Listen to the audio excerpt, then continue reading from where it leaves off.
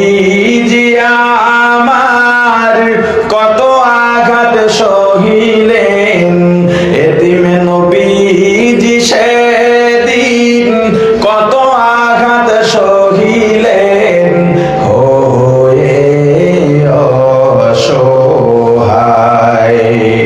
তায়েফের প্রান্তরে নবীজি যেদিন দিনের দাওয়াত দিতে যান, যায়েদকে সাথে নিলেন, 3টে দিন দাওয়াত দিলেন। একটা কাফের দিন করলো না কবুল,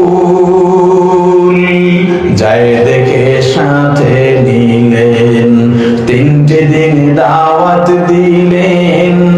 একটা কাফের দিন করলো না কবুল, বরং পাগল বলিয়া দিল তাড়াইয়া, পাগল বলিয়া দিল তাড়াইয়া।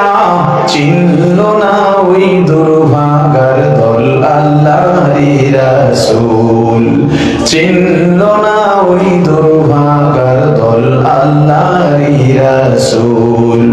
বরং নিরাশ হয়ে নবীজি আসতেছিলেন ফিরিয়া, নিরাশ হয়ে নবীজি আসতেছিলেন ফিরিয়া, হয়ে অসহায়।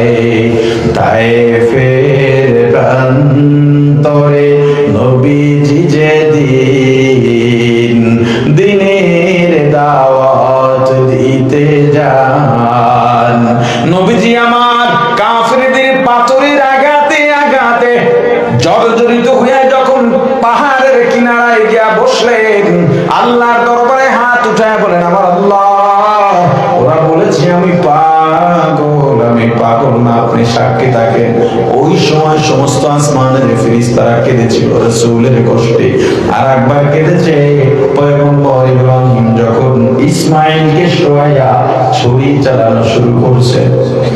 ফেরেশতারা কাঁদে আর বলে, আল্লাহ, পৃথিবীর ইতিহাসে কলঙ্কজনক অধ্যায় রচিত হবে, বাবার হাতে সন্তানের